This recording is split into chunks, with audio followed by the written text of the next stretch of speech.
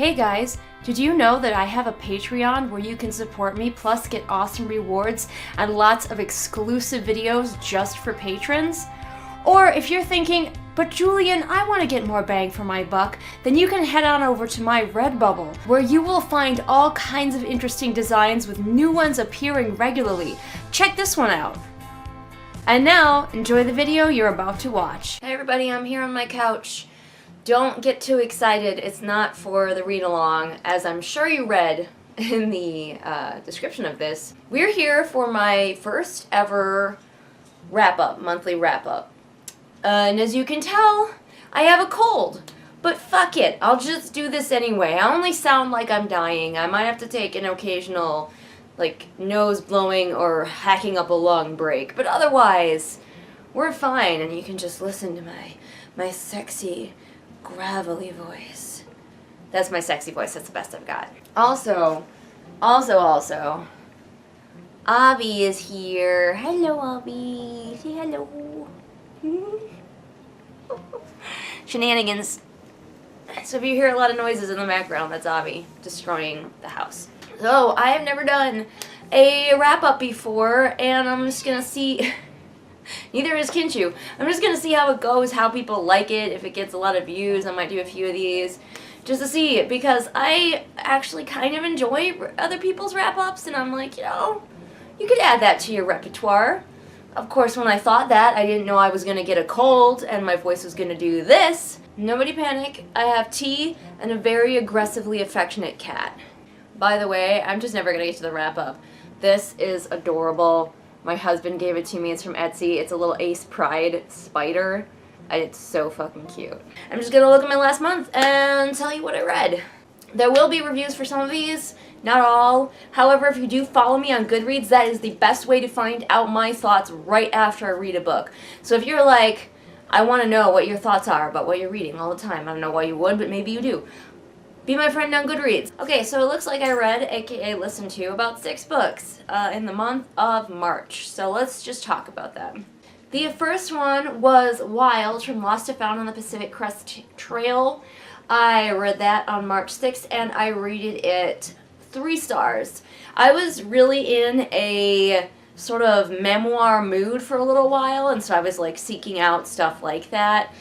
And I thought it was okay. I didn't love it. It's about a woman whose mother dies, and she does not take it well. The author, by the way, is Cheryl Strayed. Yes, she does not take it well at all, so she basically gets rid of all of her possessions and decides to hike the Pacific Crest Trail, which is like this really, really long, really, really difficult trail that you should not try as an amateur. Her backpack is incredibly overweight, and she's just not prepared at all, and she loses most of her toenails in the process of this. So it's basically just her going on the trail, and with an added focus of a lot of her soul searching about her life and her relationships and who she is. Because she, after her mother died, she got into drugs, she got into a lot of promiscuous sex with people, and cheated on her husband a lot, and so she's like trying to figure out who she is on this trail. And I liked elements of it, I didn't like some other elements of it. I wish there'd been a little bit more about the trail. She doesn't actually, somebody pointed this out, she doesn't actually spend all that much time on the trail itself, partly because a lot of it is like snowed in or socked in as they call it, so she has to like spend a lot of time hitchhiking. So in reality, she doesn't actually hike that much of the trail. I did like that she's very honest about, oh my gosh, Abby is now playing in the dog's water dish. Abby prefers to drink out of the dog's dish versus anything else. But she's really bad at it, and she's very noisy about it. So anyway, one thing I appreciated was that she is a woman who likes sex, and she's open about that and liking sex. And I'm like, you know what? Not enough women are honest about that. You're allowed to like sex as a woman. But some people have pointed out that it seems like everybody that she, like every man that she meets, because she's attracted to men, are like immediately into her. So, I don't know if that's just kind of a thing that she has where she just kind of assumes that everybody's into her. And there was the scene, not related to the sex thing, there was a scene that greatly disturbed me that involved the shooting of a horse, and some people liked it. They were like, oh, it's so raw, it's so visceral, and I hated it, which I'm sure you can imagine because I love horses, and it was horrifying. And yeah, it's really hard to skip something like that when you're listening to it, so I just listened to it, and I'm traumatized now, so. Next, on March 7th, I finished We Have Always Lived in the Castle by Shirley Jackson. This is my second Shirley Jackson book. I recently put out a review, finally. Got my ass in gear and made a review of The Haunting of Hill House. So I was interested in checking out some more Shirley Jackson, and I'd heard of We Have Always Lived in the Castle, but I had never actually, like, it didn't sound like a book that was going to be interesting to me, but then I was like, you know what, I'm going to give it a try, and I liked it. I gave it 3 stars. 3 is my average rating. Like, if I liked a book but I didn't think it was exceptional, I usually give it 3 stars. I have some crack theories about it. There will be a review coming out eventually. I haven't even filmed it yet, so it's going to be a minute, but there will be a review. It's about 2 girls who live in this old house with their uncle, their grandfather, I can't remember, this guy who, I can't remember his relationship to them. And one girl is like agoraphobic or something, so she doesn't leave, and then the younger one goes into town whenever they need something. And it's really a very character-driven piece. Like, do not go to this book if you want a lot of action, if you want a lot of, you know, wild, suspenseful things happening. It was definitely very odd and very meandering, and I think Shirley Jackson-y from the other book that I've read is pretty similar in that way. You'll have to wait for my review, though, for all of my crack theories about it, but I would recommend it. The next up was a DNF. It's called Seeker, and I don't remember what it's about. I grabbed it because I have a tendency to go to my library's, like, Overdrive app and just, like, go click fantasy or whatever genre I'm in the mood for, and available now. And this is one of those books. I'll just read the synopsis.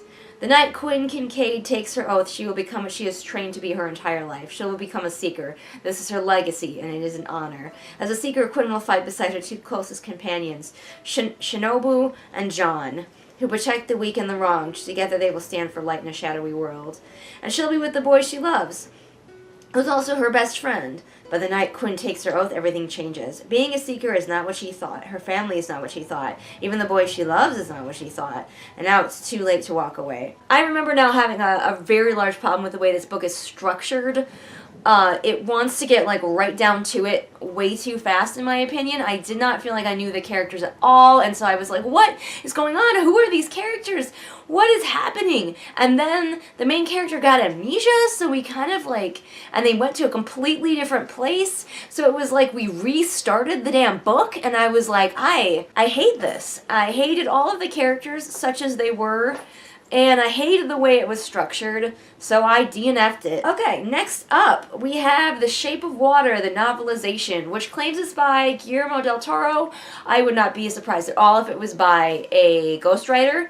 Nothing wrong with that. Most of you know that it was a movie about a lady who falls in love with a fish man. Yeah, that's what the book's about too.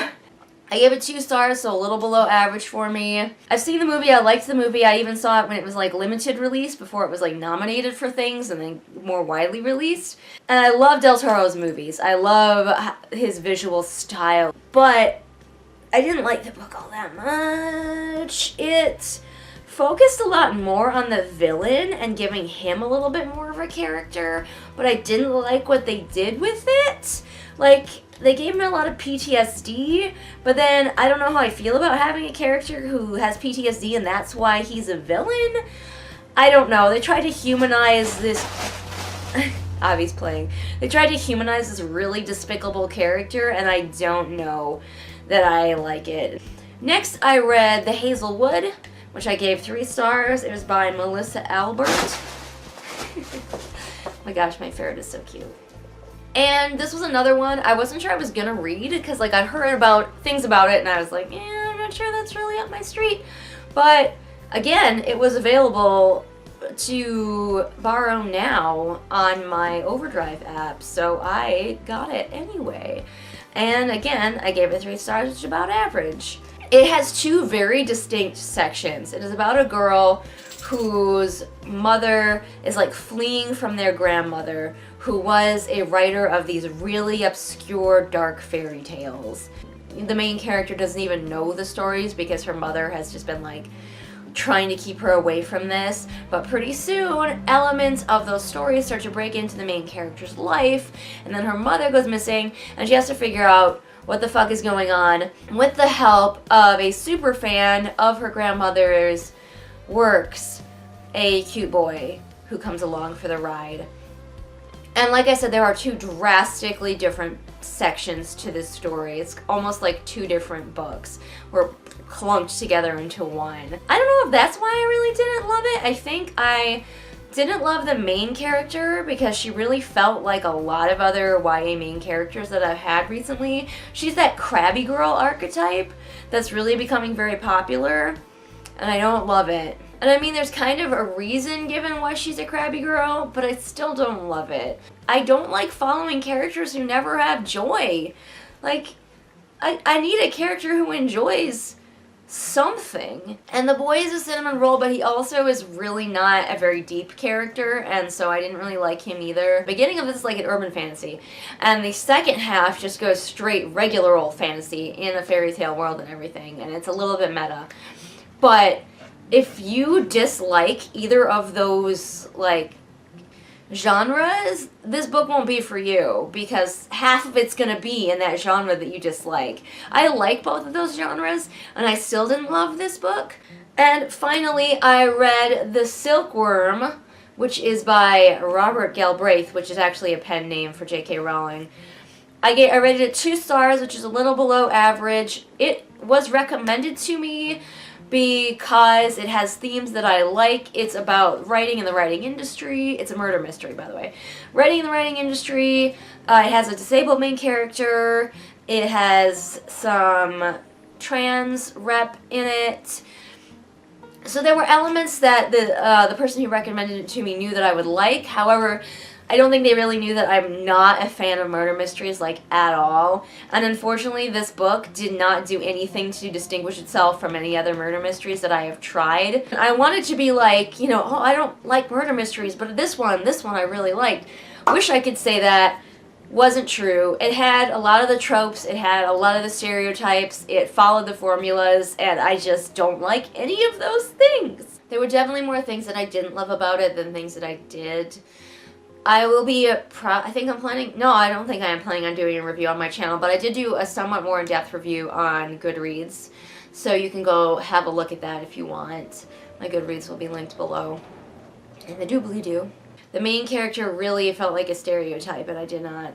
Like, even with his disability, because he's an amputee, he still felt like every grizzled PI character ever. The person who turned out to be behind the crime, the murder, didn't love that. It was a very J.K. Rowling-y plot point, though, I will say that. And I didn't love some of, like, it was interesting to see, like, the representation of, like, the writing industry. It was definitely difficult to, like, separate that from knowing it was J.K. Rowling and wondering, like, is this something that she's trying to say about the publishing industry? I don't know. But there was definitely, I didn't love, there was a character who was self-published, and she was that stereotypical self-published, like, oh, no one gets my vision, so I just self-published. I just don't like that stereotype. I lied, there was one more book that I literally just finished and already forgot, because my Goodreads decided not to have it on my list of books that I read. So that's weird. But it was Book of 1,000 Days, and I rated it 4 stars. Whoa! 4 stars means I really like it. 5 stars means it's the perfect book for me. Not the perfect book in the world, the perfect book for me. So Book of 1,000 Days is about a servant girl named Dashti who is serving this Lady Saren, who gets locked away in a tower by her horrendously abusive father, supposedly for like 7 years or something like that, because she refuses to marry a guy who is probably actually Satan. Like, the villains in this book are very thin. Like, they're just bad. They're just evil with nary a redeeming quality. But I could put that aside because A, the villains don't actually come into the story all that much, and B, I really liked the main character of Dashti. Some people are frustrated by her, and I understand why, because the girl makes some poor decisions, and sometimes you want to smack her. but all of her decisions feel very in character, and I am in the camp where if a character makes bad decisions, but it's in character, and you know who they are and why they made those bad decisions, I'm here for it. I'm all good with it. So I really liked her character. I found her interesting. I found the story itself to be very intriguing, even though there were some slow points. It's set up in a diary format. It's Dashti just writing about her experiences first in the tower and then later not in the tower. I loved the romantic interest. He was like my perfect balance because he is a badass warrior king, but he is also very sweet and very soft with the people he loves. He does not need to abuse people to be a badass, and I just love it when people recognize that a male character can be kick-ass while also being good and gentle. I didn't like the character of Lady Saren is frustrating. I think she has some kind of mental illness, but it's really unclear what that would be, and I can't really diagnose her because she's a fictional character, but she definitely has something going on. I almost wondered if, like, she had brain damage from being abused or something, because she is...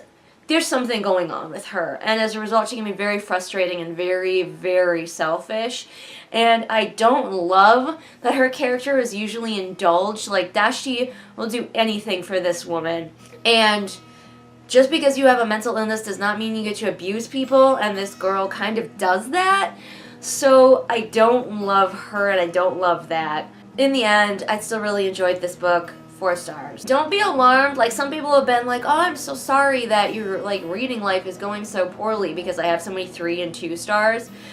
But for me, it has to be a pretty exceptional book to get above that.